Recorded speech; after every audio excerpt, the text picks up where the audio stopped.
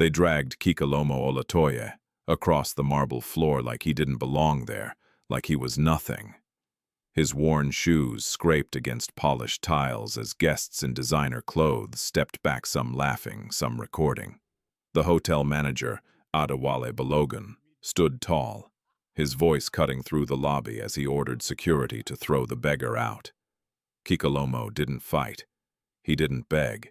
He only looked around, slowly, as if memorizing every face. Near the entrance, Zainab Bello froze, her heart pounding, a strange fear rising in her chest. Because something about this man felt terribly wrong. Where are you watching from, and what time is it there right now? Don't forget to subscribe for more powerful stories like this. The city of Lagos never truly slept. Even before dawn, the streets were already alive. Danfo buses honking impatiently, roadside vendors setting up their stalls, and the distant hum of generators blending into the morning air. In Victoria Island, where glass towers reflected the rising sun, wealth and ambition stood side by side, often pretending not to see the struggle beneath them. It was in this part of the city that the Olatoye Grand Hotel rose like a monument, tall, immaculate, untouchable. At least that was how it appeared. Kikelomo Olatoye sat quietly in the back of an unmarked car parked a short distance away from the hotel's grand entrance. His reflection stared back at him from the slightly tinted window, unkempt beard, worn shirt, tired eyes. No one would look at him and see a billionaire. No one would guess that the building ahead of him existed because of years of his sacrifice. He preferred it that way today. "Sir, are you sure you don't want us to inform the management?" his driver, Sani Musa, asked carefully from the front seat. Kikelomo shook his head slowly. "No," he said, his voice calm but firm. "Not today." Sani hesitated. He had worked with Kikelomo for years. He knew this tone. It meant something was wrong, something deeper than business numbers or delayed reports. "There have been complaints." Kikelomo continued quietly, his gaze still fixed on the hotel. Not the kind people write officially, the kind they whisper. Sani nodded. He understood. Complaints that didn't make it into emails. Stories that lived in corners carried by cleaners, drivers, and people no one listened to. Kikelomo opened the car door. The humid Lagos air wrapped around him, immediately thick and real. Nothing like the filtered comfort inside luxury spaces. He stepped out, adjusting his worn shirt slightly, and began walking toward the hotel. No one rushed to open the door for him. No one greeted him. And for the first time in years, that silence told him more than any report ever could. The glass doors of the Olatoye Grand slid open automatically, revealing a world of polished marble floors, golden lighting, and carefully controlled elegance. The scent of expensive perfume and air fresheners filled the space, masking everything raw and human. Behind the front desk stood Funke Ajayi, her posture straight, her smile perfectly practiced. "Good morning, sir," she said warmly to the man standing beside Kikelomo, a well-dressed guest in a tailored suit. Kikelomo stepped forward next. The smile disappeared. It wasn't dramatic. It wasn't loud. It simply vanished. Her eyes scanned him quickly, from his worn shoes to his unkempt beard, and in that single glance, a decision was made. "Can I help you?" she asked, her tone now flat-guarded. Kikelomo noticed everything. The shift, the judgment, the invisible line drawn between welcome and unwanted. "I would like to inquire about a room," he said gently. Funke blinked, surprised for a brief second, then recovered. "All our rooms are premium," she replied, her voice carrying a hint of dismissal. "Perhaps you should try." She paused, choosing her words carefully. "Other accommodations more suitable."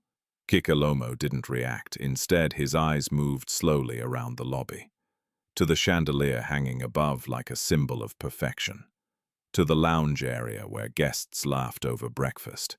To the uniformed staff walking past him without a second glance. Everything looked flawless. But something felt cold. "I can pay," he said quietly. Funk let out a soft, almost inaudible breath as if this conversation had already lasted too long. "Sir, this is not a place for—" She hesitated again, then forced a polite smile. "Misunderstandings." Before Kikelomo could respond, a voice cut through the air. "What seems to be the problem here?" Adewale Balogun approached with confident steps, his suit sharp, his presence commanding. As the hotel's general manager, he carried authority like a badge and power like a weapon. Funk straightened immediately. "Sir, this man is requesting a room," she said. Adewale turned his gaze toward Kikelomo. Slow, measuring, dismissive. There was no curiosity in his eyes, no attempt to understand, only judgment. "You," Adewale said, a faint smirk forming. "A room here." Kikelomo met his gaze calmly. "Yes." A brief silence followed. Then Adewale chuckled. Not loudly, but enough for nearby staff to notice. "This hotel is not a shelter," he said, his voice low but sharp. "We maintain a certain standard." The words hung in the air like a quiet slap. Around them, a few guests began to glance over, sensing tension. Kikelomo felt it, the familiar sting of being underestimated. But he didn't argue. Instead, he asked, "And what standard is that?" Adewale's expression hardened slightly. "The kind that keeps this place respectable," he replied. "Respectable." Kikelomo almost smiled, because years ago, before the wealth, before the success, he had stood outside places like this, hungry, tired, invisible. He remembered the doors that didn't open, the people who didn't look at him, and the promise he made to himself. If he ever built something like this, it would never become a place that forgot humanity. Yet here he stood, inside his own creation, being told he didn't belong. His chest tightened, not with anger, but with something deeper, disappointment. From the far end of the lobby, Zainab Bello watched quietly. She had been arranging cleaning supplies near the corridor when the exchange began. At first, she tried not to look. These situations were common, and interfering often meant trouble. But something about the man, the way he spoke, the way he stood, calm, steady, unshaken, it didn't match his appearance. And now, as she watched Adewale speak to him with thinly veiled contempt, a knot formed in her stomach. This didn't feel right. Still, she said nothing, because in places like this, silence was survival. Back at the front desk, the tension thickened. Sir Adewale said, his tone now firmer. "I suggest you leave before this becomes unpleasant." Kikelomo looked at him for a long moment. Then slowly, he nodded. "Of course," he said. He turned without another word. No protest, no anger, just quiet acceptance. But as he walked toward the exit, his eyes moved once more across the lobby, taking in every detail, every face, every moment. Memorizing, understanding. Behind him, the hotel returned to its normal rhythm. Laughter resumed. Voices softened. Luxury continued uninterrupted.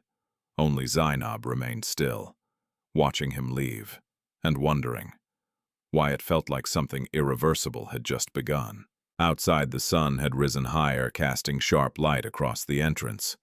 Kikelomo stepped out, the doors closing behind him with a quiet finality.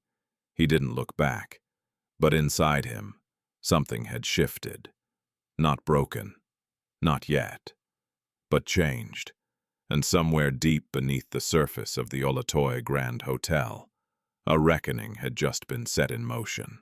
The lobby of the Olatoye Grand Hotel settled quickly after the strange interruption. It always did. Moments of discomfort were swallowed here, absorbed into polished surfaces, hidden beneath soft music and rehearsed smiles. Within minutes, it was as if nothing had happened.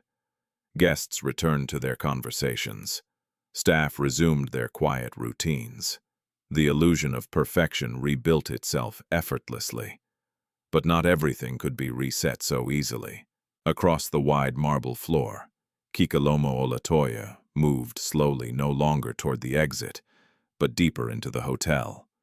No one stopped him this time. No one noticed. Or, perhaps, no one cared enough to look twice. He passed the lounge area where wealthy guests sat with laptops open discussing deals over imported coffee. A waiter, young nervous, approached one table with a tray, his hands trembling slightly. "Careful," a sharply dressed woman snapped before he even reached her. "Don't spill anything." "Yes, ma," the waiter replied quickly. He placed the cups down with care, but before he could step away, the woman added, without even looking at him, "And don't hover. It's uncomfortable." The waiter nodded again and walked off, his shoulders slightly lowered. Kikelomo watched the exchange without interruption. It wasn't loud. It wasn't violent. But it carried something familiar, a quiet stripping of dignity. He continued walking. Near the restaurant entrance, the scent of freshly prepared meals filled the air, rich, warm, abundant. Inside, plates moved swiftly from kitchen to table, each dish plated with precision. But just outside the glass doors, barely visible to most guests, stood a young boy, thin, barefoot, watching. His eyes followed every tray that passed, not with envy but with hunger so quiet it had learned not to beg. A security guard approached him. "You again," the man muttered. The boy didn't respond. He simply stepped back, further away from the entrance, like someone who already knew he didn't belong. Kikelomo stopped. For a brief moment, their eyes met. The boy looked at him, really looked, and something passed between them. Not recognition, not understanding, just shared memory. Then the boy turned and disappeared down the street. Inside, laughter rose again. Plates clinked. Luxury continued. Kikelomo walked into the restaurant. A hostess stood near the entrance, her posture impeccable. "Reservation?" she asked automatically without looking up. "No," he replied. She lifted her gaze and immediately stiffened. The same pause, the same assessment, the same quiet rejection. "I'm afraid we are fully booked," she said quickly. Kikelomo glanced around. Several tables were empty. "I can wait," he said. Her lips tightened slightly. "That won't be necessary." Before the conversation could go further, a familiar voice approached. Funke Ajayi. She had followed the situation from the lobby, curiosity pulling her closer. "This guest has already been advised," she said, her tone smooth but firm. "Sir, please, there are other places better suited for you." "Better suited." The phrase lingered. Kikelomo nodded again as if agreeing, but his eyes said otherwise. He stepped back, not out of submission, but observation. Everything here was consistent, too consistent. And consistency like this didn't happen by accident. It was taught, encouraged, rewarded. He moved on. Down the corridor leading to the service areas, places guests rarely saw. The air changed there. Cooler, quieter, more real. Without the polished surface of customer-facing spaces, the hotel revealed another version of itself. Staff moved quickly, conversations hushed. A cleaner pushed a cart past him, barely glancing up. In a small corner near the laundry section, he found her again. Zainab Bello. She was kneeling beside a stack of folded linens, carefully sorting them. Her movements were gentle, precise, like someone who had learned to do everything right even when no one was watching. But she wasn't alone. Seated on a low bench nearby was Mamasade Ogunle. Her clothes were worn, her face tired, but her presence carried quiet strength. Beside her sat a small child, head resting against her arm, eyes half closed. Zainab handed her a small food container. "Please eat slowly," she whispered. "There's water, too." Mama Sade looked at her with gratitude that didn't need words. "God bless you, my daughter," she murmured. Zainab smiled softly. "It's nothing." But it wasn't nothing. Kikelomo stood in the shadows, watching. This moment, hidden, quiet, unseen, felt more honest than everything happening in the grand lobby. Zainab. The voice cut through the space sharply. Tayo Ogun, the floor supervisor. His presence carried authority, but not respect. Zainab froze. Tayo's eyes moved from her, to the food, to Mama Sade, and in that instant his expression hardened. "What is this?" he demanded. Zainab stood quickly. "Sir, she just needed. I didn't ask what she needed."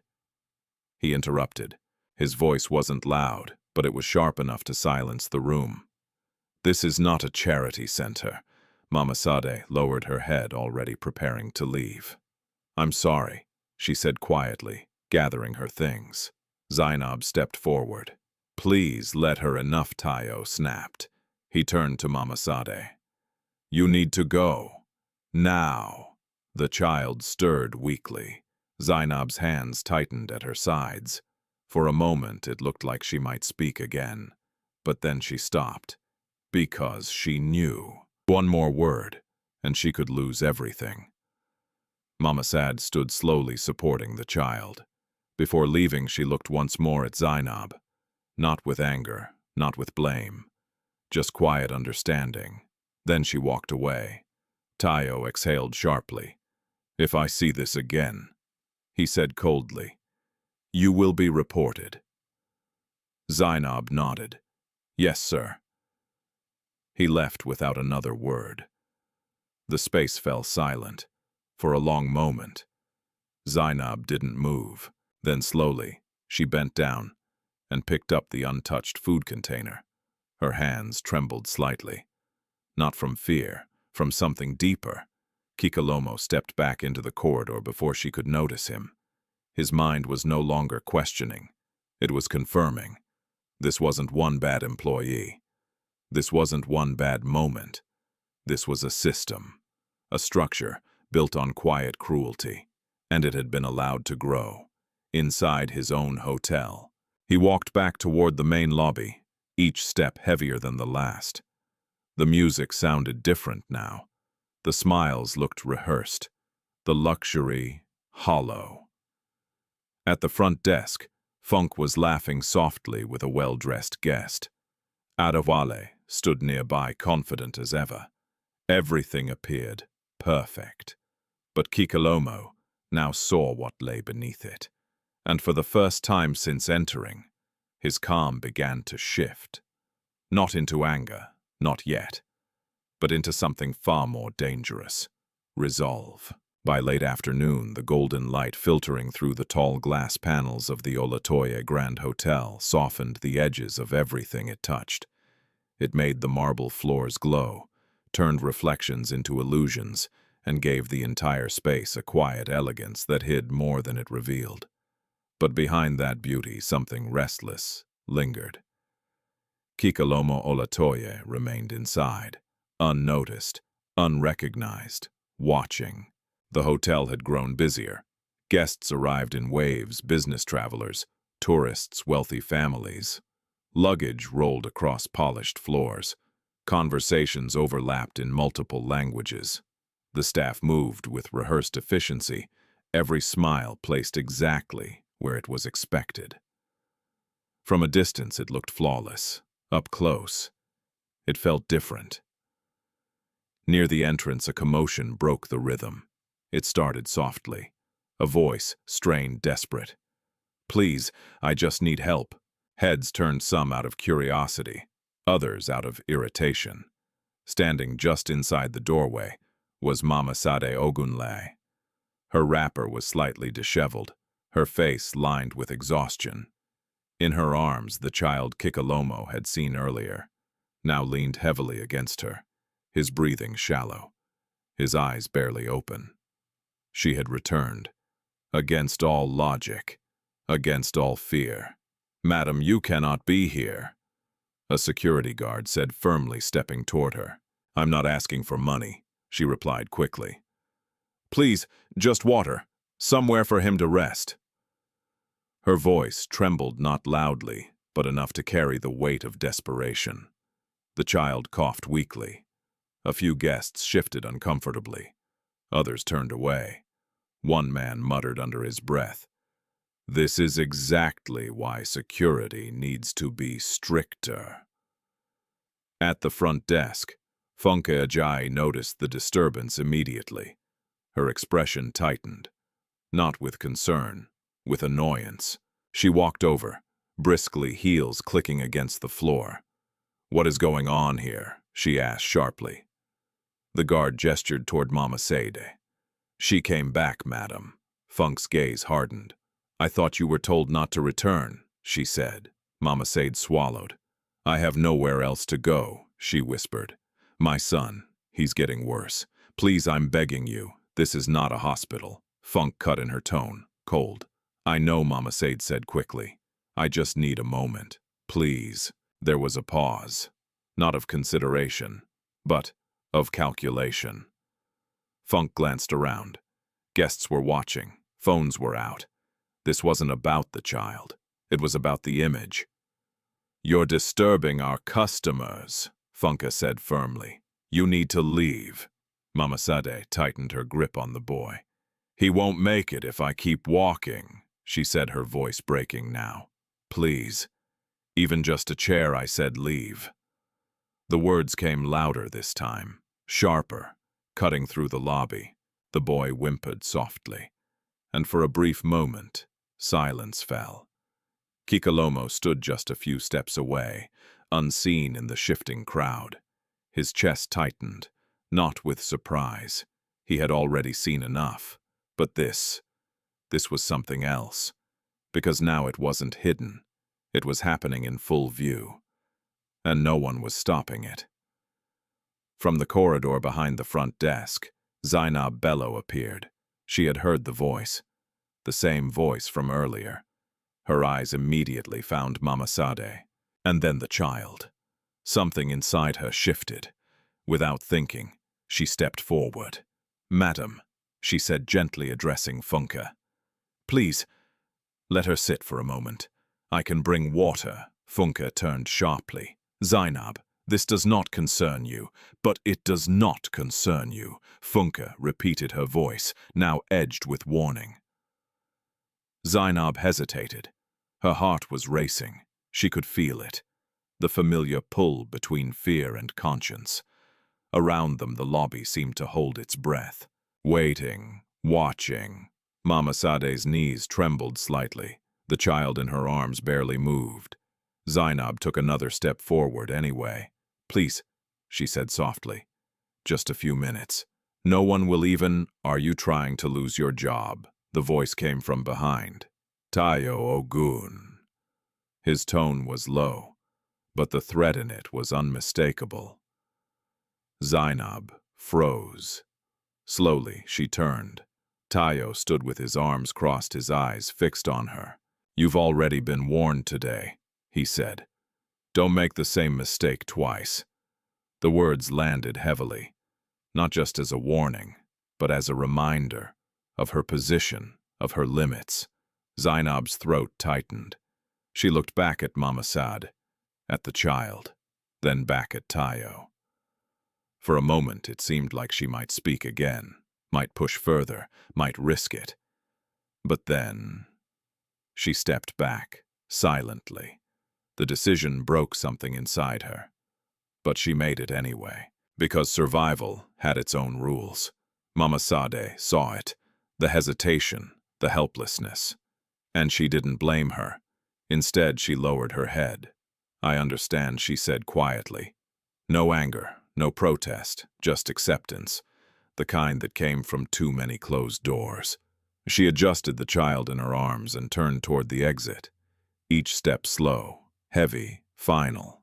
No one stopped her. Not the staff, not the guests, not the system that had already decided her place. Kikelomo watched her go. Every step, until the doors closed behind her, and the hotel returned to its perfect silence. For a few seconds, no one moved. "Then please clear this area," Funk said calmly, as if nothing significant had happened. The spell broke. Guests resumed conversations. Staff returned to their positions.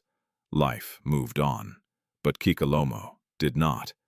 He stood still, Something deep inside him was shifting now. Not just disappointment, not just concern, something sharper, because this was no longer about poor service. This was about something far more dangerous. A place built to represent excellence had learned to reject humanity, and the people inside it no longer even questioned it. Zainab remained where she stood, her hands clenched tightly at her sides. Her eyes were fixed on the door Mamasadeh had just walked through. There was something in her expression now. Not just sadness, not just regret, but quiet pain. The kind that came from doing nothing when everything inside you screamed to act. She turned slowly and walked back toward the service corridor, her steps measured, controlled. But inside, she was unraveling. Kikelomo watched her disappear, and in that moment he understood something clearly. Zainab was not the problem. She was the exception, and exceptions in systems like this either broke or were forced out. He exhaled slowly. The air felt heavier now, thicker, as if the hotel itself was holding secrets it could no longer contain. Around him, everything still looked perfect, but he could see it now. The cracks, the patterns, the quiet cruelty disguised as policy. He turned his gaze back to the front desk, to Funke, to Tayo, to the structure that allowed this to happen without hesitation. And for the first time since he entered the hotel, his patience began to thin. Not enough to act. Not yet. But enough to change what came next. Because this was only the beginning. Evening settled over Victoria Island with a quiet glow. Inside the Olatoye Grand Hotel, the atmosphere shifted into something richer, warmer. Lighting, softer music, and a steady flow of high-profile guests arriving for dinner and business meetings.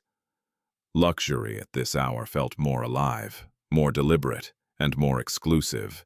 Kikelomo Olatoye stood near one of the tall pillars by the lobby, his presence still unnoticed, his mind no longer observing casually. He had seen enough to understand the pattern.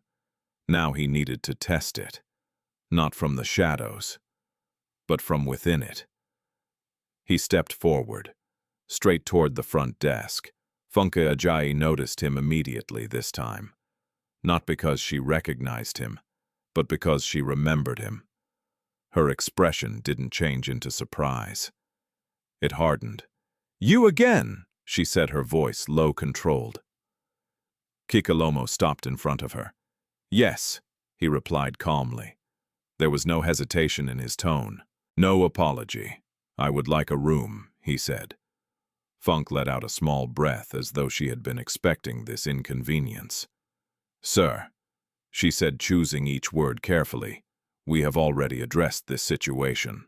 "I am asking again," Kikelomo replied. Behind her, another staff member glanced over. Then another. The moment began to draw attention. Funke leaned slightly forward, lowering her voice. "You are creating a disturbance," she said. "Please leave before we are forced to involve security." Kikelomo didn't move. "I can pay," he said again. This time his voice carried a quiet firmness, not aggressive, but unyielding. Funke's patience snapped just slightly. "It is not about money," she said sharply, and for the first time the truth slipped out without disguise. "It is about standards." The word hung between them. Clear, unapologetic. Around the lobby, a few guests began to slow their steps, sensing tension. A man in a suit paused mid-conversation. A couple seated nearby turned their heads. Kikelomo looked at her steadily. "And what exactly determines those standards?" he asked. Funke's jaw tightened. Before she could respond, a familiar presence approached once again. Adewale Balogun. His timing, as always, was precise. "What is the issue now?" he asked, his voice carrying authority even before he reached them. Funke straightened. "This individual has returned and is insisting on booking a room," she said. Adewale turned toward Kikelomo slowly. Recognition flickered, not of identity but of annoyance. "You again," he said, almost amused. Kikelomo met his gaze. "Yes." A brief silence followed. Then Adewale smiled, not kindly, not politely, but with something sharper underneath. "You seem persistent," he said. "I am a customer," Kikelomo replied. The words were simple, but they carried weight. Adewale let out a quiet chuckle. "No," he said calmly. "You are not." The statement landed louder than a shout. A few people nearby shifted uncomfortably. Zainab Bello, standing near the corridor entrance, felt her chest tighten again. It was happening, again, but this time, worse. Kikelomo didn't react outwardly. "Then what am I?" he asked. Adewale took a step closer. "Someone who does not belong here." He said, his voice low enough to sound controlled, but loud enough to be heard. The words spread through the space like a ripple. And just like that, the line had been drawn openly. No longer implied, no longer hidden behind politeness. Now it was clear, public, final. Kikelomo nodded slowly. "I see," he said. He reached into his pocket, pulled out a small bundle of cash. Not flashy, not excessive, but enough. "I will pay in advance," he said, placing it gently on the counter. Funke didn't even look at it. Adewale's smile faded. "Take that," he said coldly, "and leave." Kikelomo didn't move his hand. The tension in the room thickened. Phones began to rise discreetly. Guests whispered. Something was unfolding, something uncomfortable, and no one wanted to miss it. Sir Adewale continued, his tone now harder. "You are embarrassing yourself." Kikelomo looked around slowly, at the guests watching, at the staff pretending not to stare, at the polished space that reflected wealth but not humanity. Then he looked back at Adewale. "No," he said quietly. "I am not." The calm in his voice unsettled something. Adewale's expression darkened. "Security," he called. The word cut through the air instantly. 2 guards appeared within seconds. Large, efficient, trained. They approached Kikelomo without hesitation. "Escort him out," Adewale said. There was no anger in his tone now, only command. Zainab's heart began to race. Her hands tightened again. She wanted to move, to speak, to stop this. But her feet stayed where they were, because she knew what would happen if she didn't. The guards stepped closer. "Sir, one of them said you need to leave." Kikelomo looked at him. Calm, unafraid. "I asked for a room," he said. The guard sighed slightly, as if this had gone on long enough. "Please don't make this difficult." Kikelomo didn't resist when they reached for his arms. But he didn't cooperate either. He simply stood his ground, still, solid. The moment stretched. Then they pulled, not violently, but firmly, and the message was clear. "You are not welcome here." The lobby fell into a strange silence. Guests watched openly now. No one pretended anymore.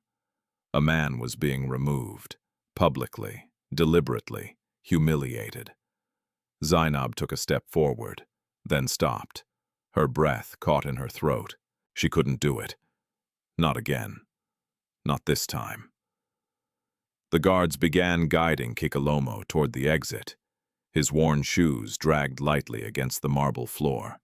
The same floor he had designed. The same space he had built from nothing.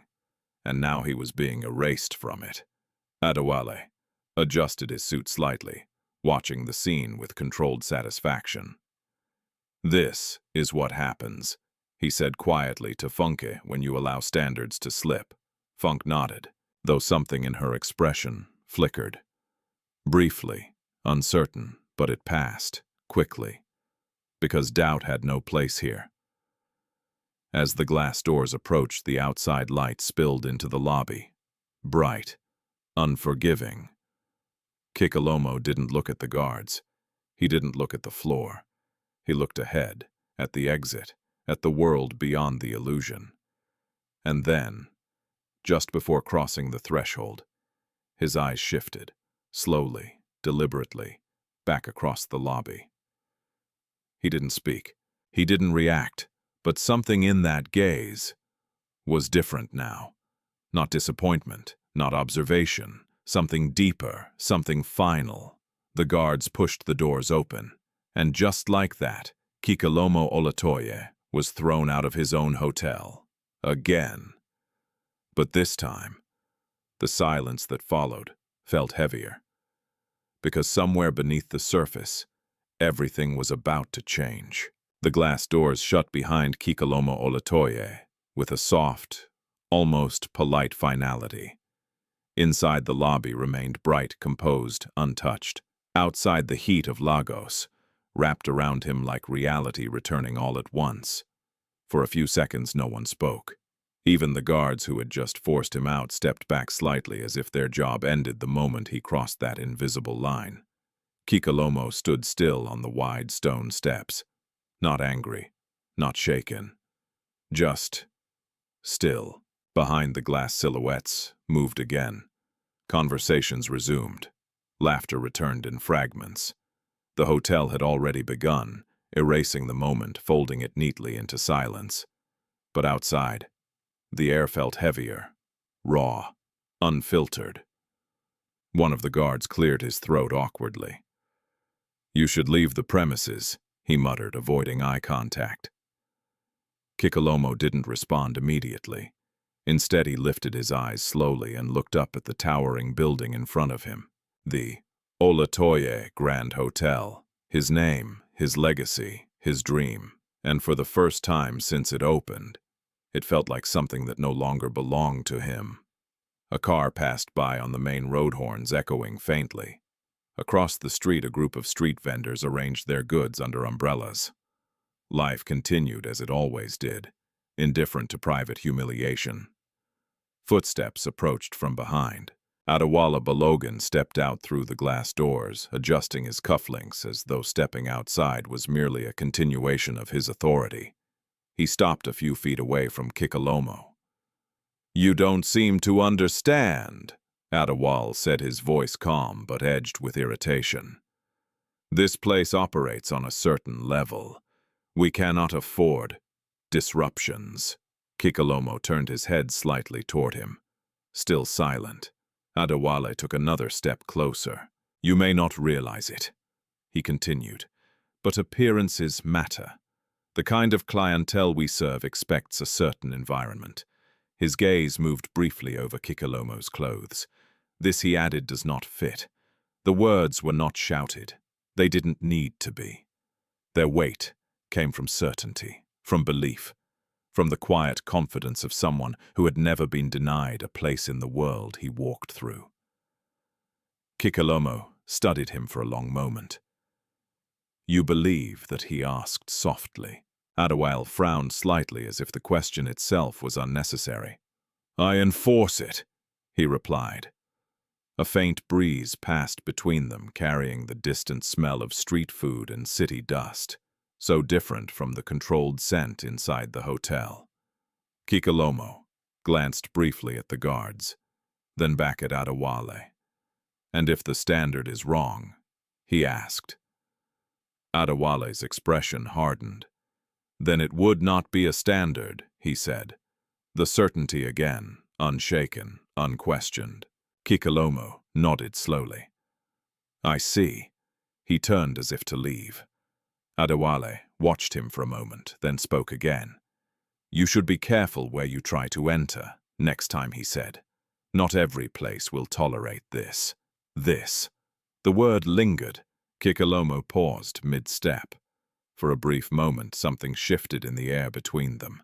Not visible, but undeniable.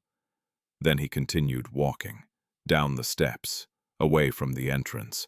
No protest, no reaction, only quiet movement. Adewale stood there watching him go, a faint sense of satisfaction settling in his chest. Order had been restored, the disturbance removed, the image preserved. Behind him, through the glass doors, Funke Ajayi was already speaking to another guest, her smile perfectly restored. Inside, everything had returned to normal, but normal had already been broken. At the far end of the street, a sleek black SUV slowed. Another followed behind it. Then another. The convoy moved with quiet precision, expensive, without being loud-controlled, without needing to prove itself. They stopped, right at the base of the hotel steps. The first door opened.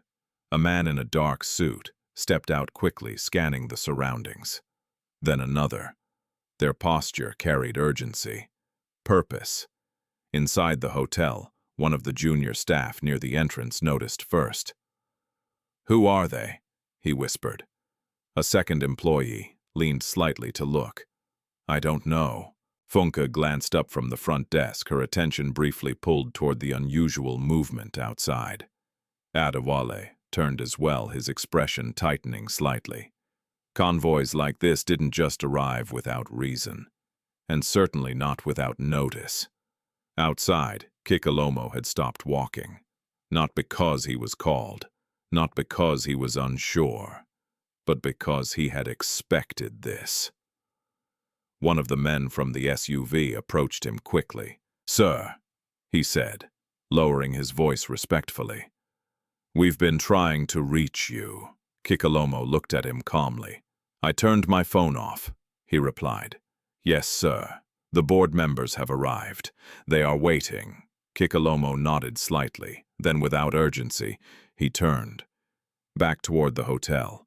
The same building that had just rejected him. The same doors that had closed behind him. Inside, tension began to ripple. Adewale stepped forward instinctively, his mind already calculating possibilities. Something wasn't right. The men outside didn't look like ordinary guests. They didn't move like staff, and the way they spoke to that man. A small crack formed in his certainty. Funk felt it too. A shift, subtle but growing. Zainab, standing further back, noticed everything. The cars, the men, the change in the air. And then she saw him. Kikelomo, turning back, not as someone rejected, but as someone returning. The guards near the entrance straightened instinctively, unsure whether to stop him again or step aside. Their training faltered in the face of uncertainty. The man who had approached Kikelomo moved slightly ahead, now opening space for him, not pushing him, not guiding him, but clearing the path. A gesture of respect, of recognition. Adewale's heartbeat quickened, just slightly, enough to notice. He stepped forward, trying to maintain control, trying to hold on to the authority that had never failed him before. But something inside him already knew. This was not the same situation anymore. The glass doors opened. Kikelomo stepped forward. This time no one touched him, no one spoke, no one laughed. The silence inside the lobby felt different now. Not dismissive, not indifferent, but uncertain, heavy, watching, waiting.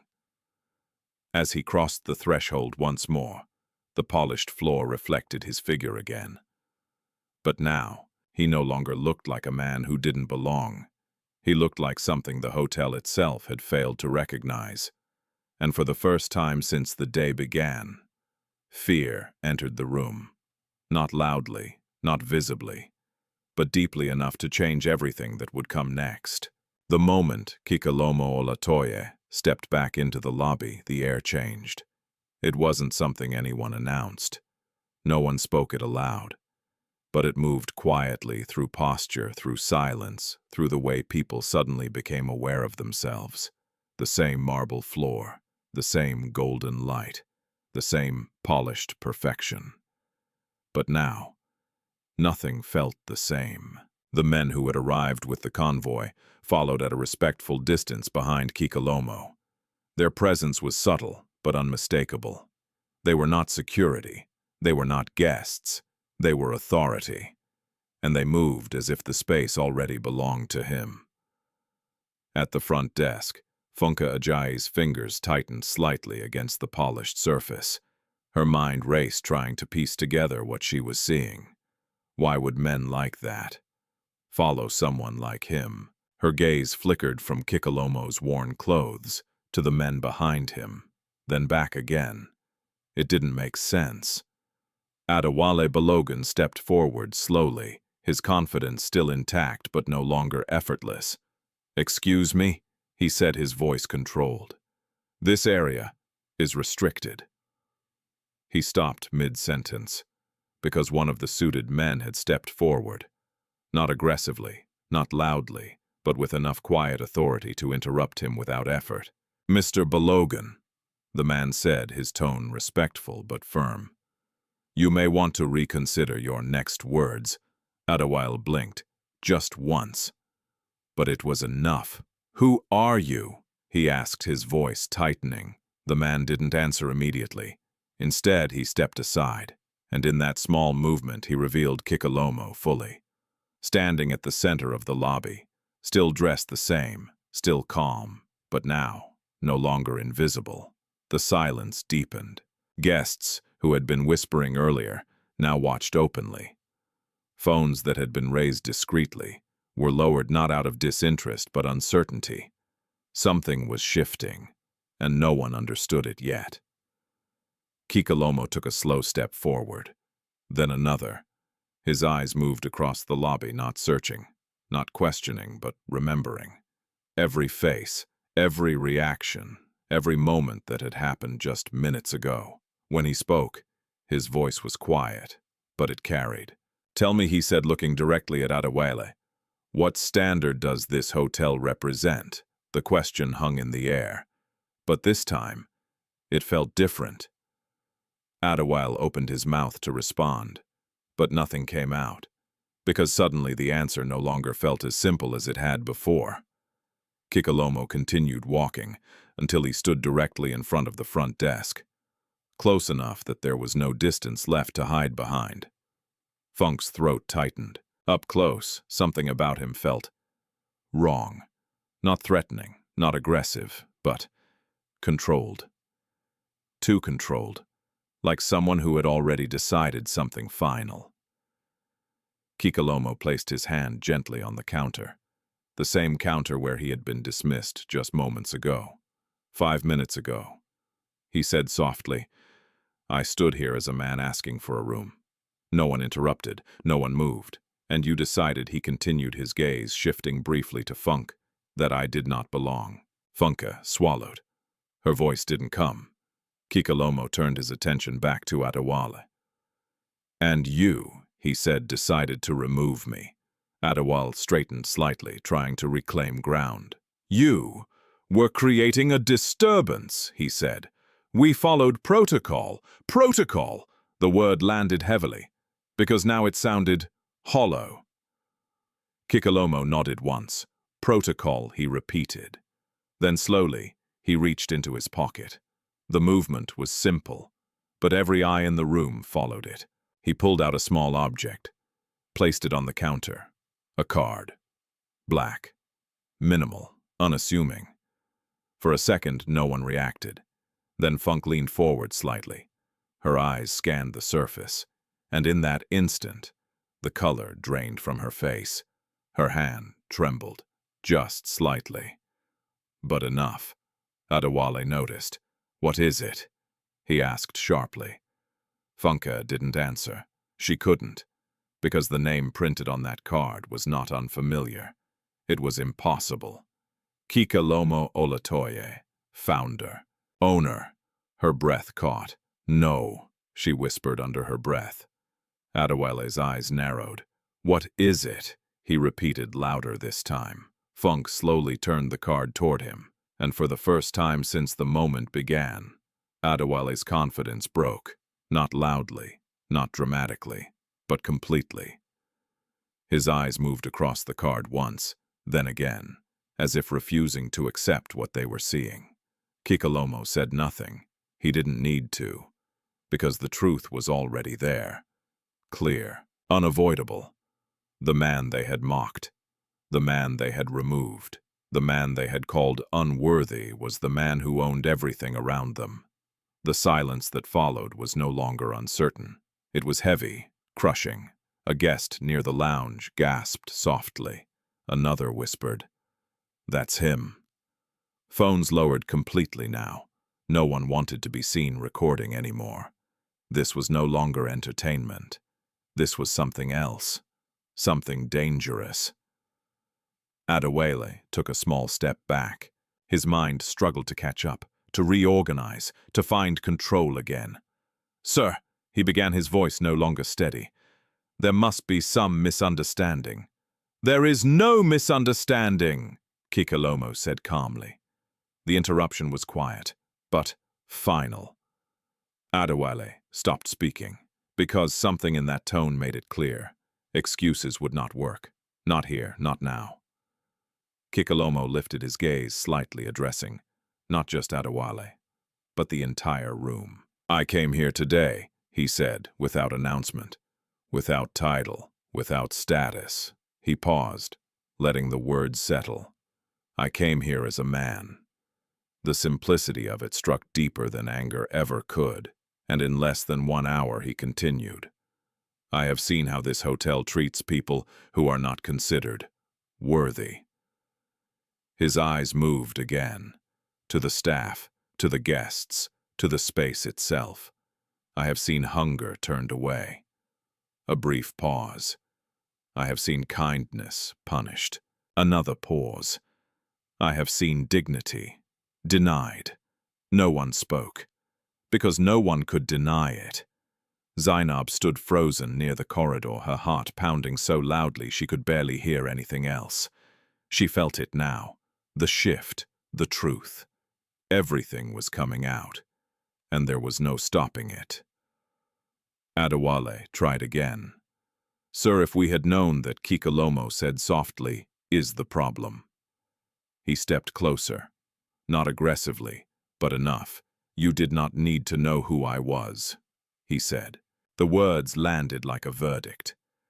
"You only needed to treat me like a human being."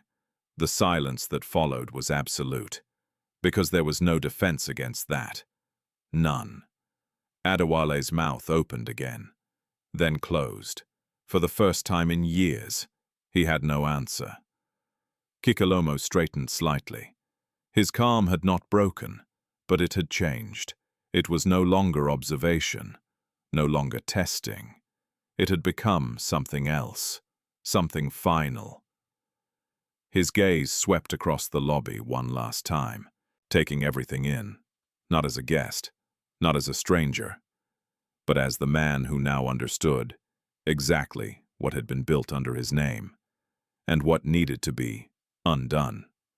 Behind him, the men from the convoy stood ready, waiting, not for instructions, but for confirmation, because what came next would not be quiet.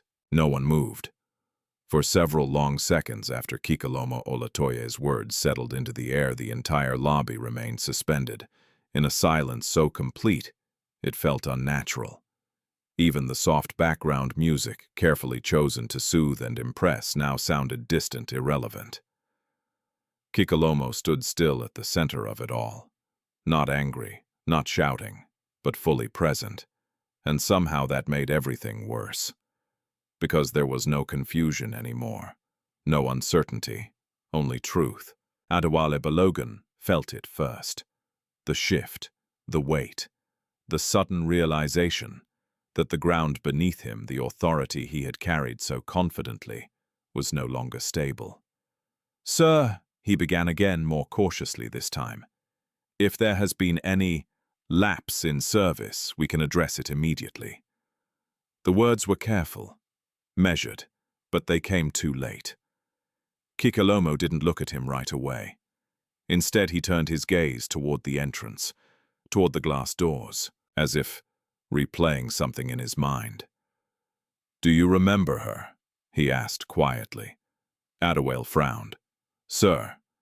The woman Kikelomo continued, the one with the child. The question cut through everything, because everyone knew. Everyone had seen her, even those who had looked away. Adewale hesitated, then forced a nod. "Yes," he said, "but she was not a guest. She was causing a problem. Kikelomo finished for him. Adewale didn't respond, because the word now sounded different. Kikelomo turned back slowly. She asked for water, he said. His voice remained calm, but there was something beneath it now, something heavier, and you turned her away. Adewale straightened slightly, clinging to what remained of his justification. We have policies, he said. We cannot allow policies, Kikelomo repeated. The word echoed again, stripped of its authority, reduced to something smaller. Do your policies forbid compassion? He asked. Adewale opened his mouth, then stopped, because the answer was obvious and impossible. Around them, staff members shifted uncomfortably. Funk's hands were still resting on the counter, but her fingers had curled inward slightly, as if trying to hold on to something that was already slipping away. Zainab stood further back, her breath shallow, her chest tight with something she couldn't fully name. Hope, fear, both. Kikelomo turned slightly toward the men who had arrived with him. Ngozi, he said. A woman stepped forward, mid-40s, composed, sharp eyes behind simple glasses. Ngozi Eze, head of human resources. She had been watching everything in silence, her expression unreadable. Yes, sir, she replied. Close the doors, Kikelomo said. The instruction was simple, but its meaning was not. Ngozi nodded once and turned to one of the staff near the entrance. Lock all access points, she said calmly. No one enters, no one leaves.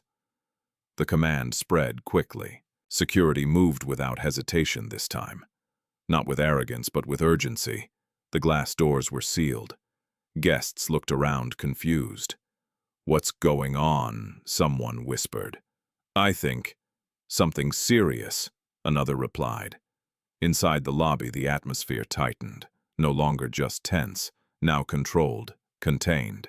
Kikelomo turned back to Adewale. This is not about one moment, he said. It is not about one mistake. His eyes held steady. This is about a pattern. Adewale felt something cold settle in his chest. Because deep down, he knew. Kikelomo continued. I have seen enough to understand that what is happening here is not accidental.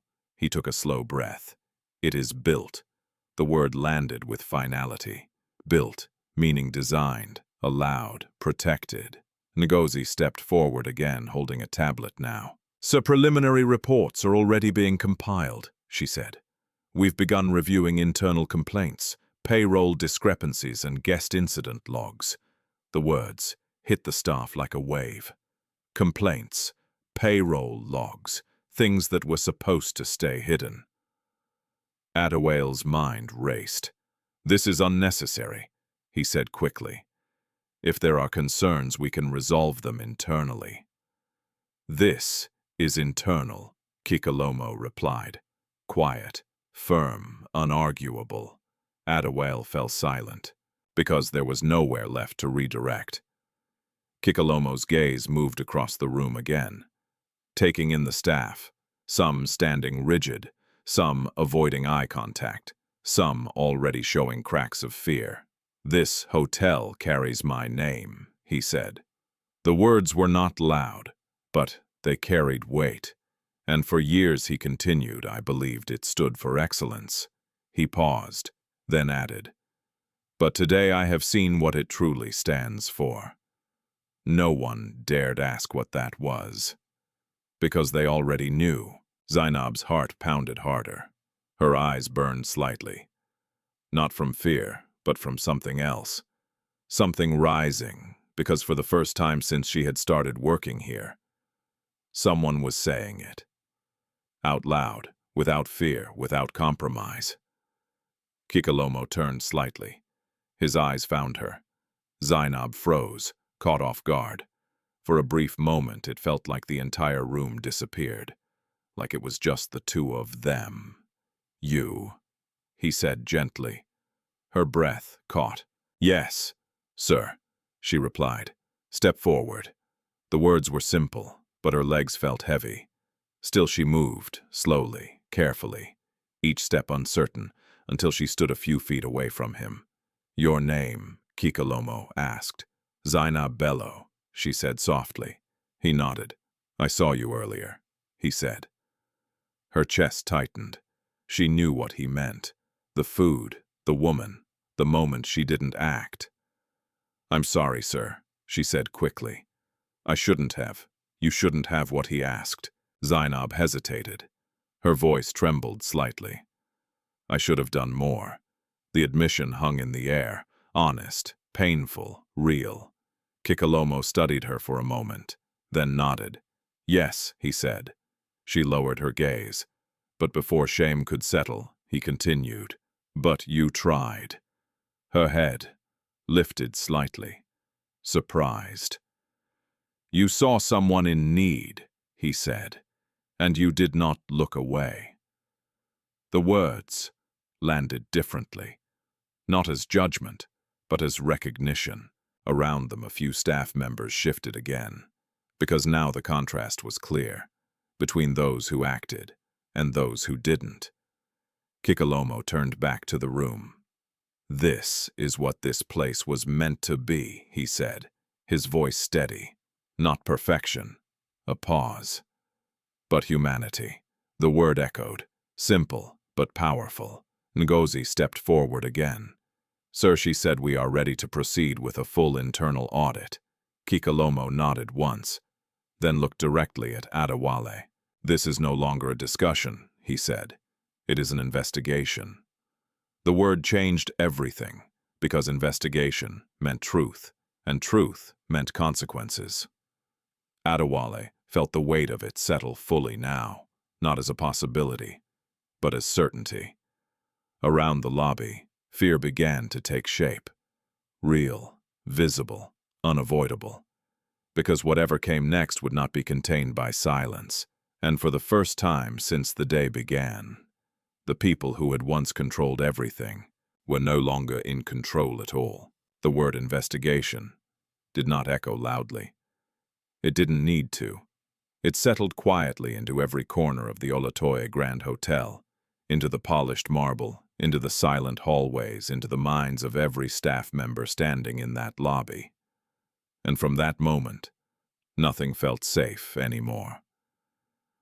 Kikelomo Olatoye did not raise his voice. He did not threaten. He simply stood there, watching, as the system he had unknowingly built began to turn inward on itself. Ngozi Eze moved first. With quiet efficiency, she signaled to a group of senior staff who had entered, with her compliance officers, auditors, and legal personnel led by Chinedu Okafor. They did not rush. They did not panic.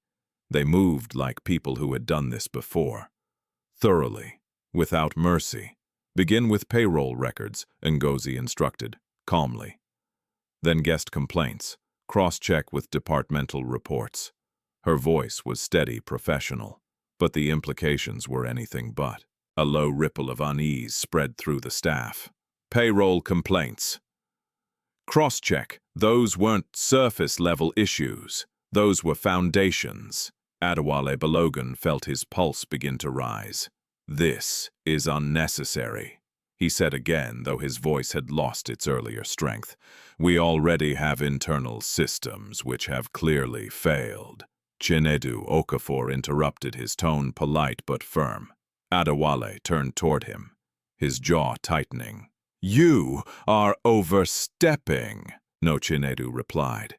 "We are stepping in." The distinction was sharp and undeniable. Kikelomo said nothing. He didn't need to, because the truth was already unfolding. Across the lobby, staff members began to shift, some stepping back instinctively, others glancing at one another in quiet panic. For years, certain things had been normal, ignored, accepted, but now they were being examined, and that changed everything. Within minutes, the first signs began to surface. A junior accountant, visibly nervous, approached Ngozi with a file. "Ma'am, there are discrepancies," he said quietly. Ngozi took the file without reacting. How many? The man hesitated. More than a few. She nodded once. Continue. Another staff member approached Chinedu. Sir, there are guest reports that were never logged into the system. Chinedu's eyes sharpened slightly. How many dozens? He exhaled slowly. Document all of them. Near the back of the room, 2 kitchen workers whispered urgently. They're checking everything. We should have known this would happen. But management said it was fine. Their voices trailed off as one of the compliance officers passed by. Silence returned instantly. Because suddenly every word felt dangerous. At the front desk, Funke Ajayi stood frozen. Her mind replayed years of routine decisions. Guests turned away. Complaints dismissed. Instructions followed without question. At the time, it had all seemed normal, expected.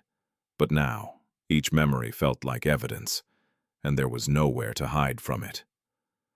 Adewale stepped closer to her. Stay calm, he muttered under his breath. This is just a process. But even as he said it, he didn't believe it. Because processes didn't feel like this. Processes didn't strip control so completely. Across the lobby, Kikelomo moved slowly. Not toward anyone in particular. Just through the space. Observing, listening, understanding. He passed a group of housekeepers, standing together, their faces tense. One of them spoke quietly, her voice barely audible. They took our tips. Every week. Another nodded. They said it was for uniform maintenance. But we never saw anything. Kikelomo paused, just for a moment, then continued walking. Further ahead near the restaurant entrance, a vendor stood speaking with one of the investigators. I supplied them for 3 years, the man said, his voice steady but firm. They delayed payments, always, sometimes for months. Did you file a complaint? The investigator asked. The vendor gave a small, bitter smile. To who? The question hung in the air, answering itself. Kikelomo closed his eyes briefly, just for a second, because now it was no longer just what he had seen today. It was what had been happening for years. Hidden, ignored, protected, under his name. Back near the center of the lobby, Ngozi approached him again. Sir, she said quietly, we are uncovering consistent patterns. Kikelomo nodded. What kind? Systemic abuse of authority, she replied. Financial misconduct, staff exploitation, guest discrimination. Each phrase landed heavier than the last. Primary involvement, he asked. Ngozi's gaze shifted briefly toward Adewale. Senior management, she said.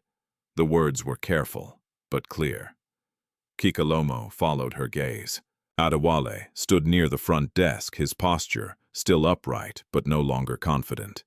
There was tension in his shoulders now, in his jaw, in the way his eyes moved constantly, searching for control that no longer existed. Kikelomo walked toward him, slowly, deliberately, each step measured. The room seemed to quiet again as he approached, because everyone knew this was no longer about discovery. It was about accountability. Adewale met his gaze, forcing himself not to look away. Sir, he said, his voice controlled, if there have been issues, I take full responsibility as the head of operations. But these matters can be resolved. Resolved, Kikelomo repeated. His tone wasn't harsh, but it cut deeper than anger. Adewale nodded quickly. Yes, internally, quietly, without disrupting. Without exposing, Kikelomo corrected. The word landed like a blow. Adewale froze, because that was the truth. Not resolution, containment. Kikelomo stepped closer. Not threatening, but undeniable. How long has this been happening? He asked. Adewale hesitated. Sir, how long? Kikelomo repeated. This time there was no room for deflection. Adewale's voice lowered. Some time. The answer was weak, insufficient, but it was all he could offer. Kikelomo nodded slowly. As I thought. He turned slightly, addressing not just Adewale, but the entire room. This hotel was built to stand for something, he said, his voice steady, clear. And somewhere along the way, that meaning was replaced. He paused, then added, by people who believed power meant control. His eyes returned to Adewale, and control meant deciding who deserved dignity. Silence followed, because no one could deny it. Not anymore. From the edge of the lobby, Zainab watched everything unfold. Her heart still raced. But now something else had joined it. Relief. Not complete. Not safe. But real. Because for the first time, the truth was not being buried. It was being uncovered, and that meant something, even if she didn't know what would come next. Kikelomo took a slow breath, then spoke again. "This is only the beginning," he said. The words were not loud, but they carried weight, because they promised something, not just exposure, but consequence. Behind him, Ngozi and Chinedu continued their work, gathering evidence, documenting statements, building a case that could no longer be ignored. And around them, the hotel that once felt untouchable began to reveal everything it had tried to hide. Night fell fully over Lagos, but inside the Olatoye Grand Hotel, no one noticed the passage of time. The lights remained bright, the air remained controlled, but everything else had changed. What was once a place of quiet luxury had become something else entirely, a space of exposure, of reckoning, of truths that could no longer be hidden behind polished surfaces. Files were being opened. Names were being called. Voices that had been silent for years were finally being heard. And at the center of it all stood Kikelomo Olatoye, still calm, still composed, but no longer observing from a distance. Now he was listening. Deep inside one of the conference rooms, converted quickly into a temporary review space, Zainab Bello sat across from Ngozi Eze. Her hands rested tightly in her lap fingers, interlocked as if holding herself together. She had never been in a room like this before. Not as someone being asked questions. Not as someone whose voice mattered. Ngozi sat across from her, tablet in hand, her expression steady but not unkind. "Zainab," she said gently, "I need you to tell me everything. From the beginning." Zainab swallowed. Her throat felt dry. "Everything?" she asked softly. Ngozi nodded. Yes. There was no pressure in her tone, no judgment, just expectation. Zainab took a slow breath, then another, and then she began. "At first it didn't seem wrong," she said. "They told us certain guests must be prioritized, that we should maintain the image of the hotel." She paused briefly, searching for the right words. But over time, it changed. Ngozi watched her closely. How she asked. Zainab's voice trembled slightly.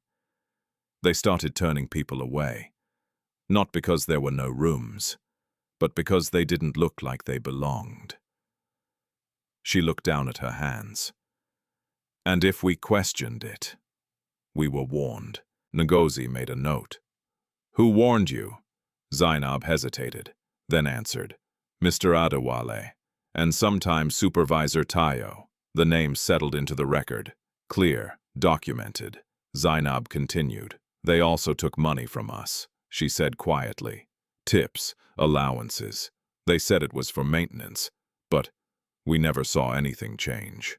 Her voice tightened, and when someone got sick or needed help, we were told not to get involved, that it would damage the brand. The words sounded hollow now, even as she spoke them. Ngozi nodded slowly. "Did you ever report this?" she asked. Zainab gave a small, almost broken smile. "To who?" she said. The same question, the same answer. Because for people like her, systems didn't protect, they controlled. Ngozi paused for a moment, then closed her tablet gently. "Thank you," she said. The words were simple, but they carried something Zainab hadn't expected: respect. Zainab blinked slightly, as if unsure how to respond. Meanwhile, in another part of the hotel, Kikelomo stood alone near one of the upper corridors overlooking the now quiet lobby below. The investigation continued beneath him. Voices, movements, fragments of truth rising steadily. But for a moment he stepped away from it, because there was something else he needed to understand. Something beyond numbers, beyond reports. He heard footsteps behind him, soft, careful. He turned slightly. Zainab stood there. She had been guided up by one of the staff after her interview, unsure, nervous. "Sir," she said quietly. Kikelomo nodded. "Zainab." There was a brief silence, not uncomfortable, but heavy with everything that had already happened. I wanted to say something," she began. Kikelomo waited.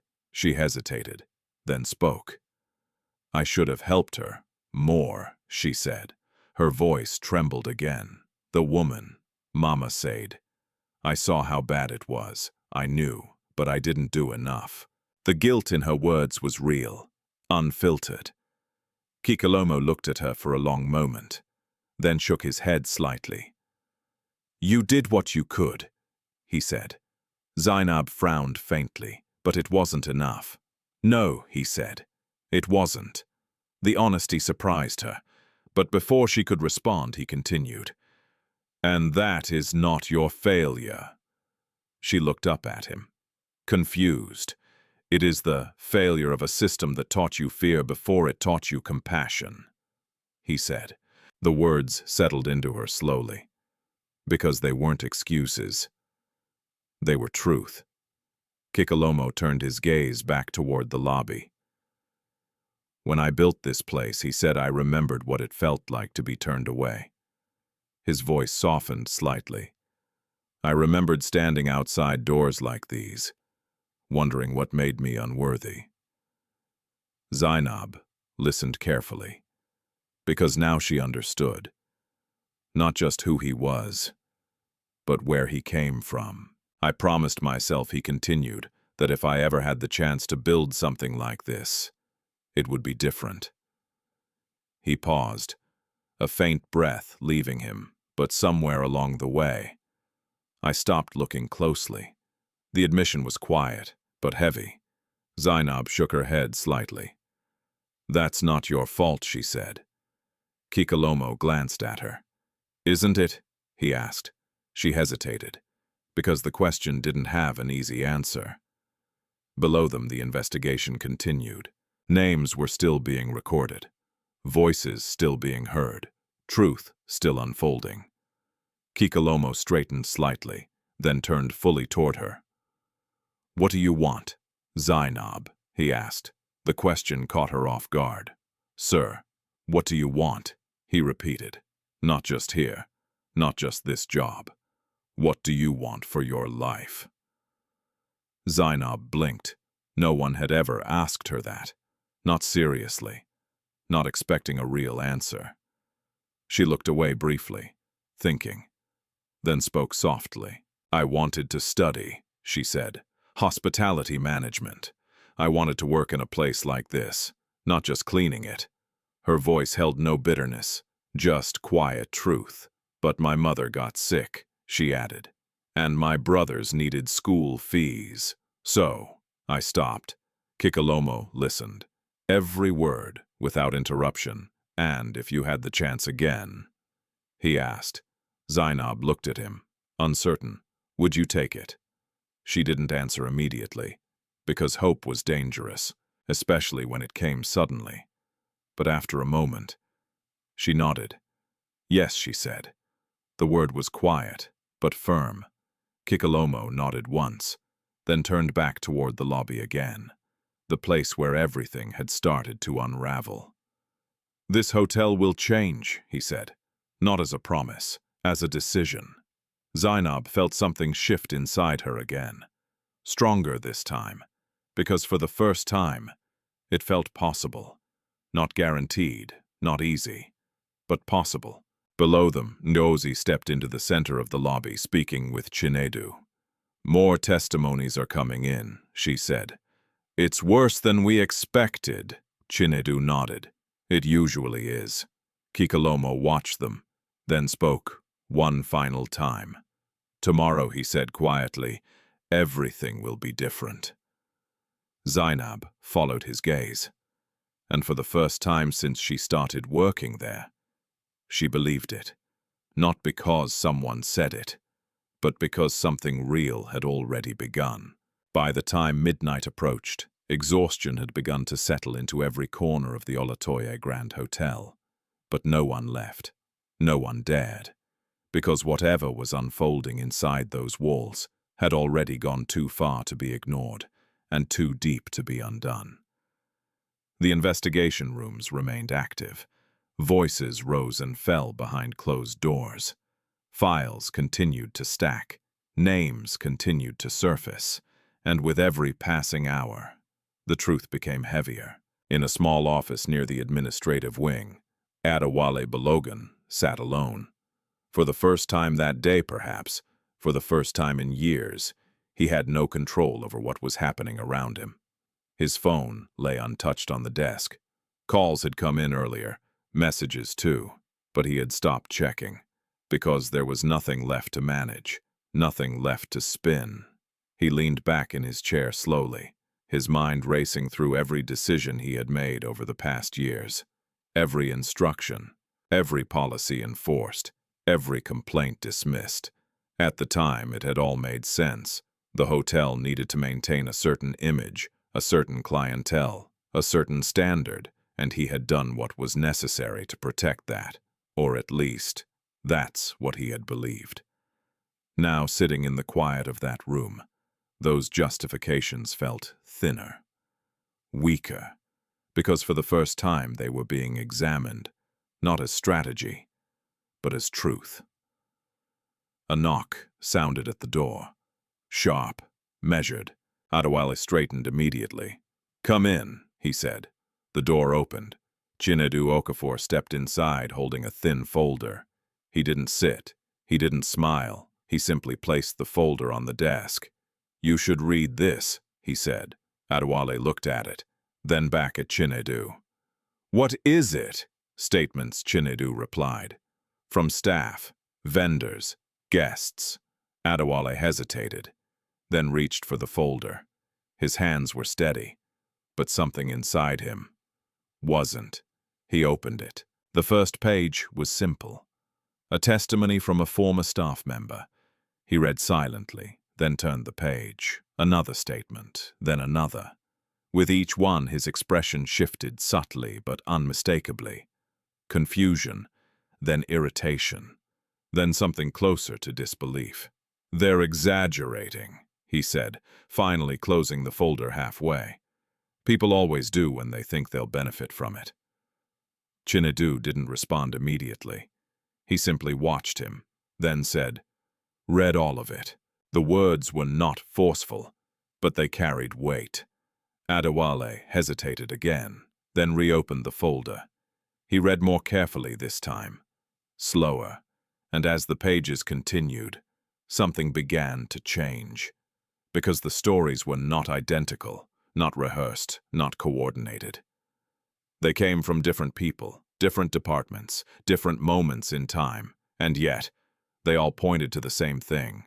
The same system, the same decisions, the same leadership. His leadership. By the time he reached the final page, the room felt smaller, quieter. He closed the folder fully this time, and for a moment, he said nothing. Chinedu spoke gently. "This is not a misunderstanding," he said. Adewale looked up. His eyes no longer carried the same certainty.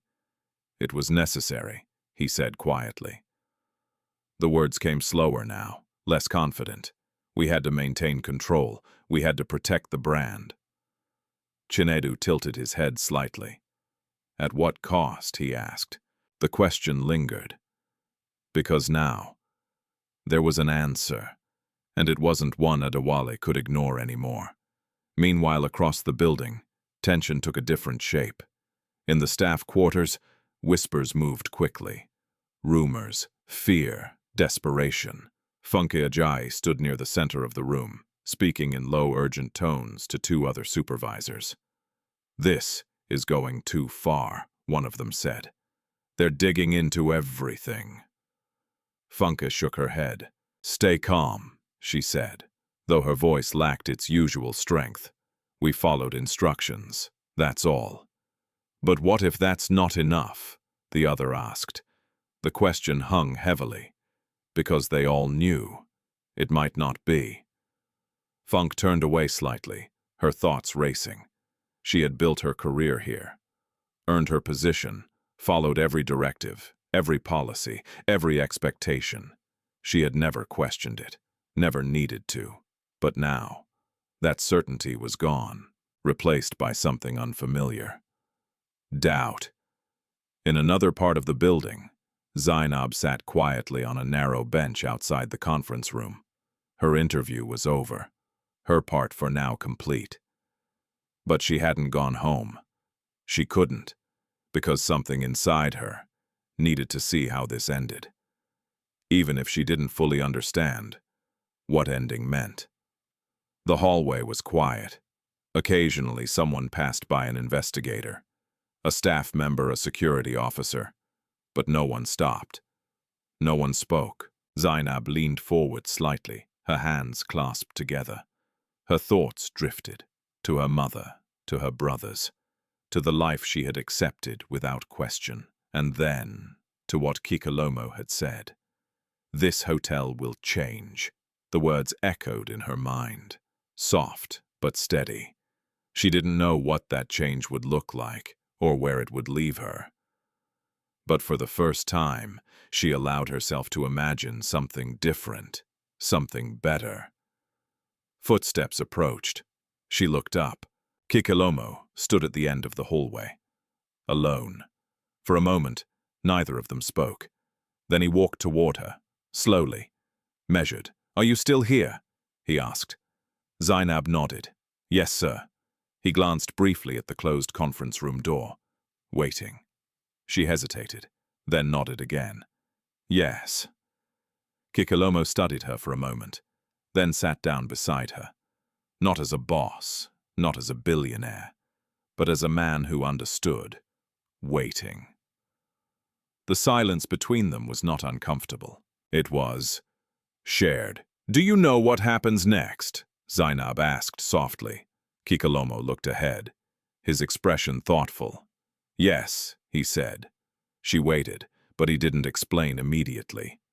Because what came next was not simple. It was not quick, and it would not be easy. Finally he spoke. "Tomorrow," he said, "the truth becomes public." Zainab felt her chest tighten. Public. That meant consequences. Real ones. For everyone, she asked. Kikelomo nodded.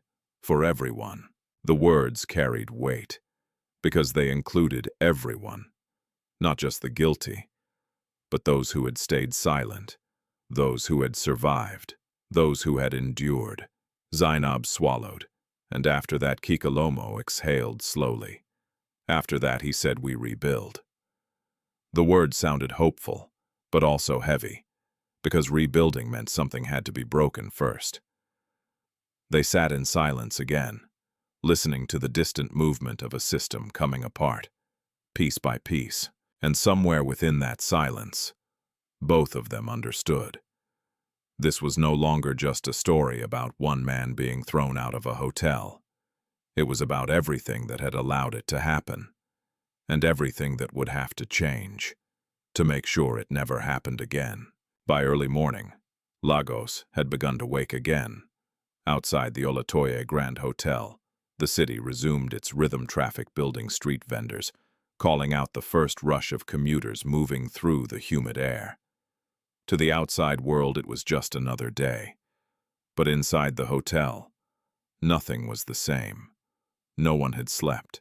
The investigation had stretched through the night, turning whispers into testimonies, suspicions into documented truth.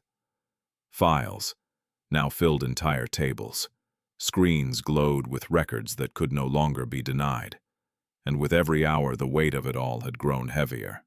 In the conference room, Ngozi Eze stood reviewing the compiled evidence with Chinedu Okafor. Their voices were low-focused, deliberate. "This goes beyond internal misconduct," Ngozi said quietly. "There are grounds for legal action." Chinedu nodded. "Yes, financial exploitation, breach of contract, possible criminal negligence." He paused briefly, scanning another report. And if the case of the sick child worsened, it could become something even more serious. Ngozi exhaled slowly. "We need to move carefully," she said, "but we cannot delay." Chinedu closed the file. "We won't." Across the room, several staff members sat waiting to be called again, some for clarification, others for confirmation. Their faces told the story clearly: fear, uncertainty, regret. Because now there was no pretending this would disappear. Not this time. At the far end of the hallway, Zainab Bello stood by a small window watching the city come alive outside. Her eyes were tired, but alert. She had remained in the building through the night, unable to leave, unable to disconnect from what was unfolding. Her thoughts drifted again to Mama Sade, to the child. She didn't know where they had gone, or if they had found help. The uncertainty sat heavily in her chest. Behind her, footsteps approached. She turned. Kikelomo stood there once again, but something about him felt different this morning. Not weaker, not uncertain, but decided. "Have you heard anything?" Zainab asked quietly. Kikelomo shook his head. "Not yet," he said, "but we're trying to locate them." Zainab nodded, though it didn't ease the worry. "I should have followed them," she said softly. Kikelomo studied her for a moment. "You stayed," he replied. She frowned slightly. "Yes, but..." "And because you stayed," he continued, "everything that happened here is being uncovered."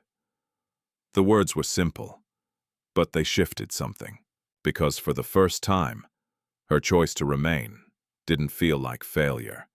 It felt necessary. From down the corridor, Ngozi stepped out of the conference room. Her expression was firm, focused. "It's time," she said. Kikelomo nodded. Zainab felt her pulse quicken, because she knew what that meant. The truth was about to be spoken. The grand ballroom of the Olatoye Grand Hotel had never looked like this before. Normally reserved for elegant events, weddings, corporate dinners, celebrations, it now held something far heavier. Rows of chairs had been arranged quickly. Staff members filled them. Executives stood along the walls. Even a few guests, unable to leave due to the lockdown, watched quietly from the back. At the front of the room stood a long table. Ngozi, Chinedu, and Kikelomo. The atmosphere was thick with anticipation. No music, no distractions, only silence. Adewale Balogun stood among the senior staff, his posture still upright, but his expression had changed. The confidence was gone, replaced by something quieter, something closer to realization. Funke stood a few steps away, her eyes fixed on the floor. She had not spoken much since the night before, and now she didn't know what to say at all. Zainab stood near the back of the room, not hidden, but not at the center either. Watching, waiting. Kikelomo stepped forward. The movement alone shifted the room, because everyone knew this was it. He looked across the faces in front of him. Staff, managers, workers, people who had built their lives within these walls. People who had suffered within them too. "When I built this hotel," he began, his voice steady, "it was not just a business." The room remained completely still. It was a promise. He paused, letting the words settle. A promise that no one who entered these doors would feel small or unseen. His gaze moved slowly, taking in every face. But yesterday he continued that promise was broken. No one moved, because no one could deny it. Ngozi stepped forward slightly, opening a file. "With your permission, sir," she said. Kikelomo nodded. "Proceed." Ngozi turned to the room, her voice clear, professional. "Over the past 12 hours, we have conducted a full preliminary investigation into the operations of this hotel." She paused briefly, then continued. "What we have found is not isolated misconduct." Another pause. "It is a system." The word echoed. "Heavy, final. Evidence shows repeated exploitation of staff," she said. "Unauthorized deductions from wages, misuse of employee tips." Murmurs began to ripple through the room. Low, uneasy. Ngozi continued. "Guest discrimination. Denial of service based on appearance and perceived status." The murmurs grew louder. Because now, it was being said. Out loud. Delayed payments to vendors, she added. Suppression of complaints. Abuse of authority by senior management. Silence returned, because the truth had reached its full weight. Chinedu stepped forward next. "These findings are supported by documented evidence, witness testimony, and financial records," he said. He looked directly at the senior staff. "This is not speculation." His words left no room for doubt. Across the room, Adewale closed his eyes briefly, just for a second, because he knew there was no way out of this. Not anymore. Kikelomo stepped forward again. His presence alone silenced the room. "This is not what I built," he said. His voice remained calm, but it carried something deeper now, something final. "This is not what this place will be." The words settled, and for the first time, fear gave way to something else.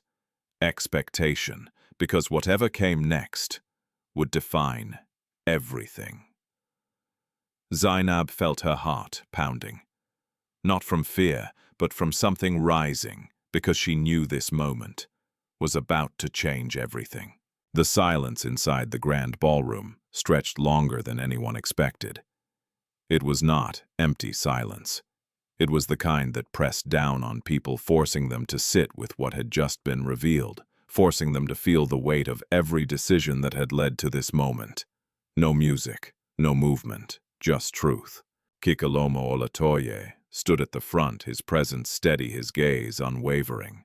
Behind him, Ngozi Eze and Chinedu Okafor remained poised, their files open, their work far from finished, because exposure was only the beginning.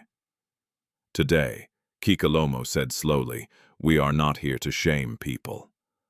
A few heads lifted slightly. Hope, maybe, but we are here. He continued to tell the truth. The hope faded, because truth did not protect, it revealed. Ngozi stepped forward again, holding a second file, thicker than the last. "This session will include direct testimonies," she announced. "Statements will be presented and verified." Her eyes moved across the room. "Names will be mentioned." The tension tightened instantly. Because now, it was personal. Adewale Balogun remained still, though his jaw clenched slightly. Funky stood beside him, her hands folded tightly, her breathing shallow. Ngozi opened the file. "First statement," she said. Her voice remained calm, measured, but every word carried weight. "A former housekeeping staff member reports that tips collected from guests were routinely confiscated by supervisors under the directive of management and never redistributed." A ripple moved through the room. Some staff nodded faintly, others looked away. Ngozi continued. "Second statement. A vendor supplying food services confirms delayed payments extending up to 6 months despite signed contracts." A man near the back raised his head slightly. Recognition, validation. Ngozi turned a page. Third statement. Multiple guest complaints regarding denial of service based on appearance were recorded internally, but not processed. She paused, then added, "These complaints were dismissed at managerial level." All eyes shifted. Toward the front. Toward Adewale. He felt it. The shift, the focus. Like a spotlight he could no longer step out of. "This is misleading," he said suddenly, his voice cutting through the room. Not loud, but urgent. Ngozi looked up calmly. "Which part?" she asked. Adewale stepped forward slightly. "These are isolated incidents," he said. "Every large operation has irregularities. That does not define the entire system." Chinedu tilted his head slightly. "Do you deny the evidence?" he asked. Adewale hesitated, because denial required certainty, and certainty was gone. "I'm saying context matters," he replied. Kikelomo watched him quietly, then spoke. "Then give us the context," he said. The invitation was simple, but it carried something deeper. A chance. Adewale took a breath. This was his moment, his last one. "We built this hotel to compete at the highest level," he said. "That requires standards, discipline, control." His voice steadied as he continued. "Not every situation can be handled emotionally. Sometimes decisions have to be made for the greater good." A few heads nodded, not in agreement, but in recognition, because that logic had been used before. Kikelomo stepped forward. "And who defines the greater good?" he asked. Adewale didn't hesitate this time. "Leadership," he said. The answer came quickly, automatically, because that belief had shaped everything. Kikelomo nodded slowly. "And leadership decided that a sick child did not qualify?" he asked. The room tightened again. Adewale's expression shifted. "That situation." "Answer the question," Kikelomo said. His tone was still calm, but it no longer allowed space for avoidance. Adewale swallowed. "It was not appropriate to allow her inside," he said. The words landed, clear, final, and in that moment, everything became undeniable. Not just the actions, but the belief behind them. Kikelomo exhaled slowly, then turned to Ngozi. "Continue," he said. Ngozi nodded. She turned another page. "Additional testimony from current staff," she said. "Reports of threats issued when questioning management decisions." Zainab's heart skipped, because she knew. This part included her. Ngozi's voice remained steady. "One employee states that attempts to assist vulnerable individuals were met with disciplinary warnings." A pause. "Then the employee is present." The room shifted again. Eyes searching, quiet tension rising. Ngozi looked up. Zainab bellow. Zainab froze. For a second her body refused to move. Then slowly, she stood. Every step toward the front felt heavier than the last. Not because she was afraid, but because she knew this mattered. She stopped beside the table, facing the room, facing the people she had worked with, the people who had seen her every day, but never truly seen her. "Do you confirm your statement?" Ngozi asked gently. Zainab nodded. "Yes," she said. Her voice was soft, but clear. "What happened?" Ngozi asked. Zainab took a breath, then spoke. "I gave food to a woman who needed help," she said, "and I was told not to do it again." Her eyes moved briefly, toward Tayo, then toward Adewale. "I was told it would affect the hotel's image." Silence followed, because the truth didn't need decoration. Kikelomo stepped closer. "Did you believe that?" he asked. Zainab hesitated, then answered honestly. "No." The word echoed, because it carried something powerful. Not rebellion, not defiance, but clarity. "I was afraid," she added, "but I knew it was wrong." A pause. "Then I just didn't know what to do." The admission settled into the room. Heavy, human, real. Kikelomo nodded slowly, then turned back to the audience. "This is what happens," he said, "when people are taught to choose fear over compassion." His gaze moved across the staff. "When silence becomes safer than doing what is right." No one spoke. because everyone understood, in different ways, at different levels. They had all been part of it. Some actively, some passively, but all within it. Ngozi closed the file. "The evidence is clear," she said. Chinedu stepped forward, and the responsibility, he added, is not limited to one person. The words widened the scope, because this was not just about Adewale, or Funke, or Tayo. It was about the system, the structure, the culture that had allowed everything to happen. Kikelomo stood at the center once more. The room waited, because now there was nothing left to uncover, only one thing left to decide, and everyone knew this next moment would define everything that came after. The room did not breathe. It held itself still, every person suspended between what had been revealed and what was about to be decided. No one shifted, no one whispered. Even the faint hum of the air conditioning seemed to fade beneath the weight of expectation. At the center of it all, Kikelomo Olatoye stood with quiet authority, not the kind that demanded attention, but the kind that commanded it without effort. He looked across the room once more, at the staff who had followed orders, at the managers who had enforced them, at the people who had suffered under them, and at those who had simply watched and said nothing. "This hotel will not continue like this," he said.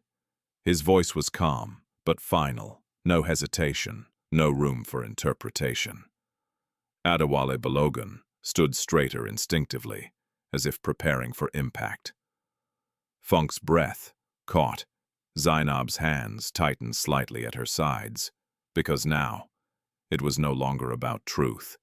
It was about consequence. Kikelomo took a step forward. "The investigation has made one thing clear," he continued. "What happened here was not accidental. It was allowed." He paused, then added, "And anything that is allowed can also be stopped." The words carried weight, because they pointed directly at responsibility, at choice, at leadership. Kikelomo's gaze moved to Adewale. "For years, he said, you have led this place." Adewale met his eyes, for the first time, without deflection, without justification. "Ready?" "Yes," he said quietly. Kikelomo nodded. "And under your leadership," he continued, "people were humiliated, denied help and treated as less than human." Adewale swallowed. He did not interrupt, because now there was nothing left to argue. Kikelomo stepped closer. "You spoke about standards," he said. A brief pause. "But what you built was not standard." His voice lowered slightly. It was control. The word landed heavily, stripping away every justification that had come before it. Adewale exhaled slowly. "I did what I believed was necessary," he said.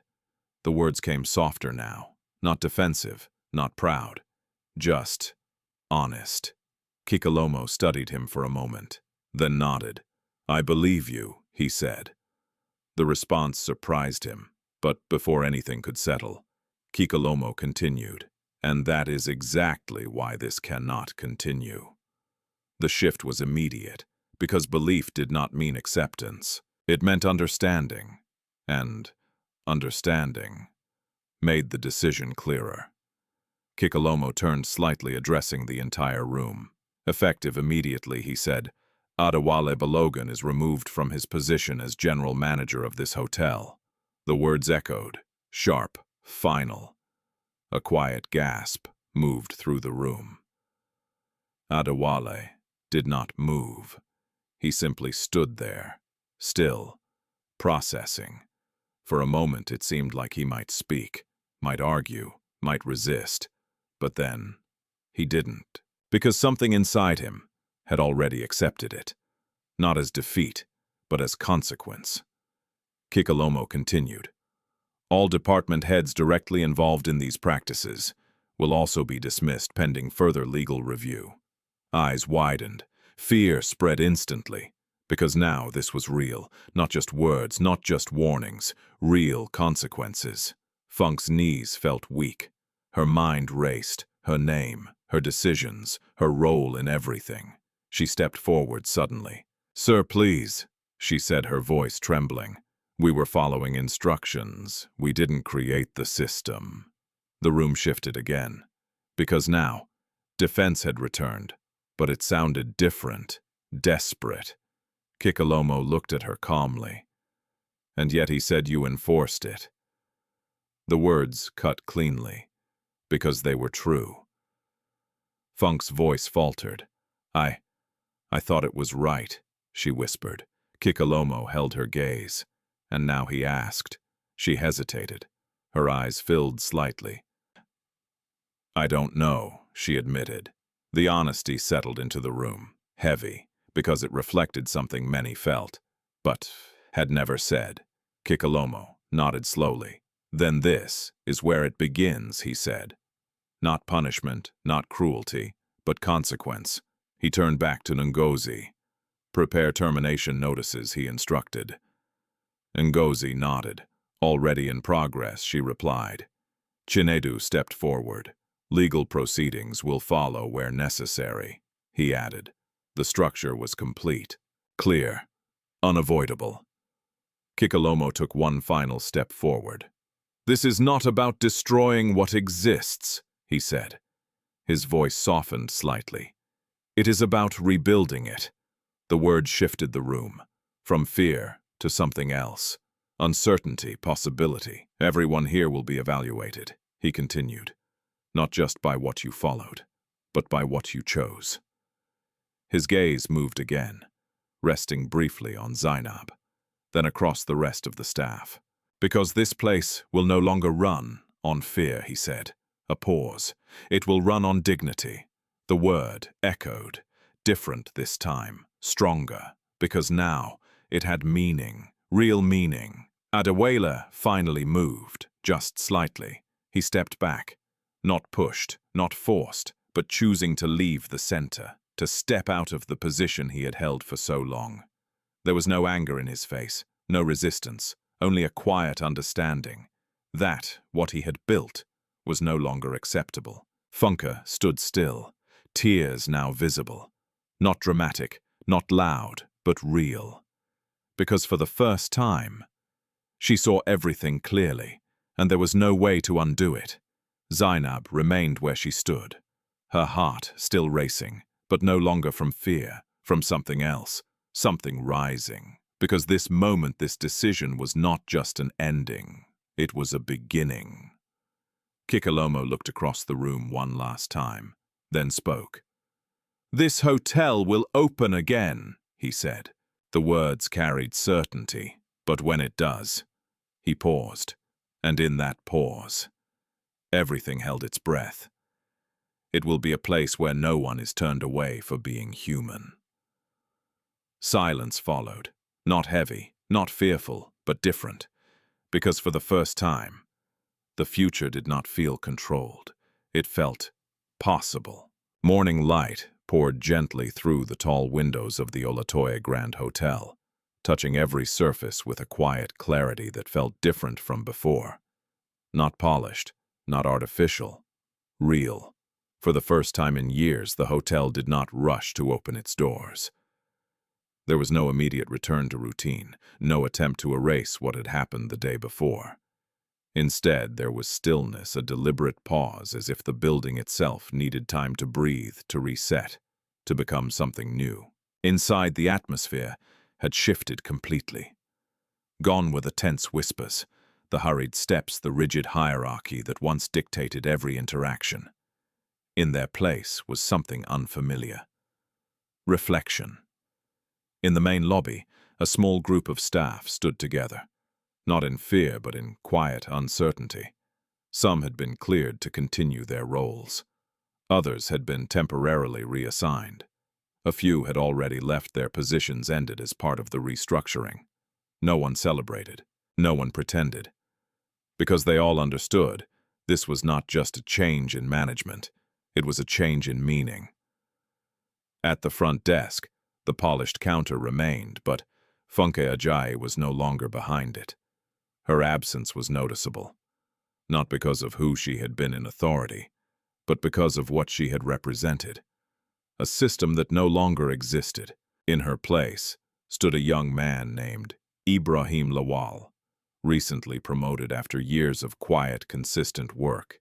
His movements were careful, his voice soft, his attention focused not on status, but on presence. "Good morning," he said to a guest entering the lobby. The greeting was simple, but it carried something different. Respect.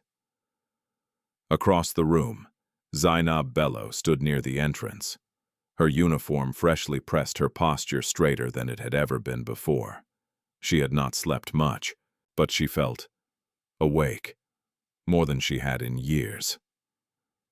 Kikelomo Olatoye stepped into the lobby from the upper corridor. This time there was no disguise, no worn clothes, no attempt to blend in. He wore a simple but well-tailored outfit. Not extravagant, not showy, but unmistakably him. As he walked across the marble floor, staff members noticed.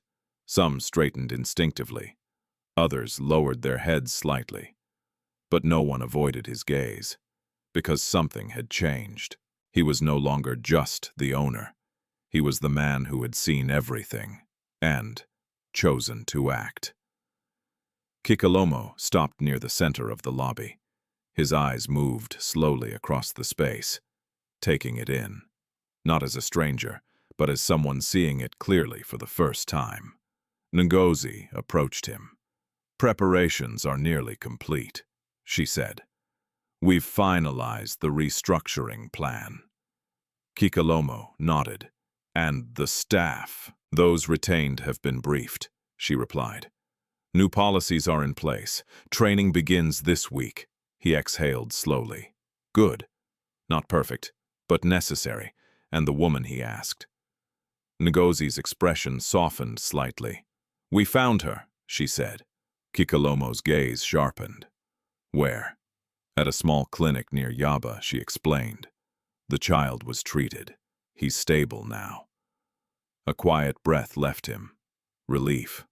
Not loud, not dramatic, but real.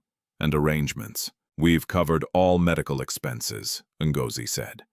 "And temporary housing has been provided." Kikelomo nodded again. "Thank you." Ngozi stepped back, leaving him alone once more in the center of the lobby. Zainab approached slowly, her steps more confident now but still respectful. "Sir," she said. Kikelomo turned. "Zainab." There was a brief pause. Not awkward, just full. "I heard about Mama Sade," she said. "Thank you." Kikelomo shook his head slightly. "She asked for help," he replied. "That is all." Zainab smiled faintly. Because she understood. It wasn't about generosity. It was about responsibility. Kikelomo studied her for a moment, then spoke. "We reviewed your records," he said. Zainab's breath caught slightly. Not fear, just anticipation. "You've been here 3 years," he continued. "Consistent performance, no disciplinary issues, positive feedback from guests." She nodded slowly. "Yes, sir." He paused, then said, "We would like to sponsor your education."